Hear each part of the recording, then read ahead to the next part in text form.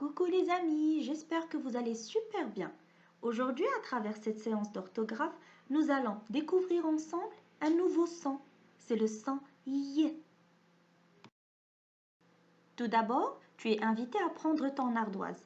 Et bien sûr, à chaque fois que tu as besoin de réfléchir, il suffit de mettre la vidéo en pause, puis de la relancer une fois que tu as terminé. Waouh! Regardez-moi toutes ces boîtes surprises. Pensez-vous que ce sont des cadeaux pour mon anniversaire? Ah, si seulement. Alors, sans plus tarder, découvrons ensemble ce qu'il y a dedans. Ça alors, ce sont des mots. Alors, lisons ensemble. Crier, un papillon, un billet, joyeux, la feuille, aboyer, un scorpion, le travail.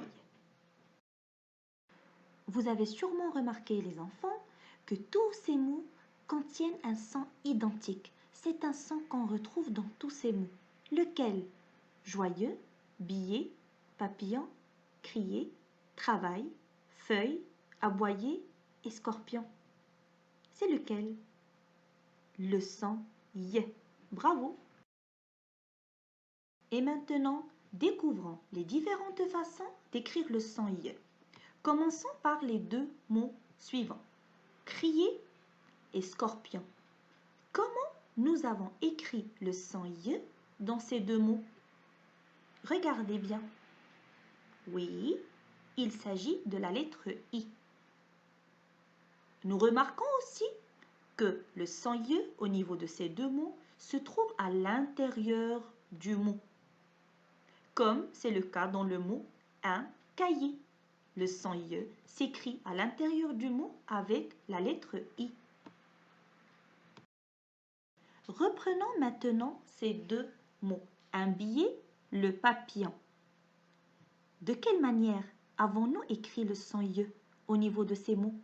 Observez bien. Oui, il s'agit de deux L. Donc, dans ces deux mots, le son Y se trouve à l'intérieur du mot. Et nous l'avons écrit avec deux L, comme c'est le cas dans le mot grillade. Passons au mot suivant. Et cette fois-ci, comment nous avons écrit le son Y dans joyeux et aboyer? Avec I? Avec deux L? Pas vraiment. Cette fois-ci, c'est avec la lettre Y. Encore une fois, le son Y se trouve à l'intérieur du mot, comme kayak, sauf que cette fois-ci, c'est écrit avec Y. Par contre, nous pouvons très bien retrouver le son Y au début du mot, écrit avec Y, comme yaourt. Passons au mot travail et réveil. Qu'est-ce qui s'est passé ici, les enfants? Qu'est-ce qui a changé? Est-ce que le son Y se cache toujours à l'intérieur des mots? Pas vraiment, n'est-ce pas? Il est passé en fin de mot. Mais comment l'avons-nous écrit? Regardez bien avec IL. C'est la même chose dans le mot écureuil. Remarquez ici que le son Y en fin de mot, s'écrivant avec IL, est précédé des voyelles A, E et U. Il s'agit ici de noms masculins. Arrivons au dernier mot, la feuille et la paille. Encore une fois, le son Y se trouve en fin de mot. Mais comment l'avons-nous écrit? Observez bien, avec I, deux L.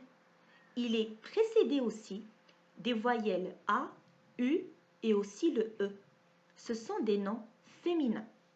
Mais sachez aussi, les enfants, qu'on peut très bien retrouver le son Y écrit avec I2L dans des verbes comme mouiller et travailler. Récapitulons, les enfants.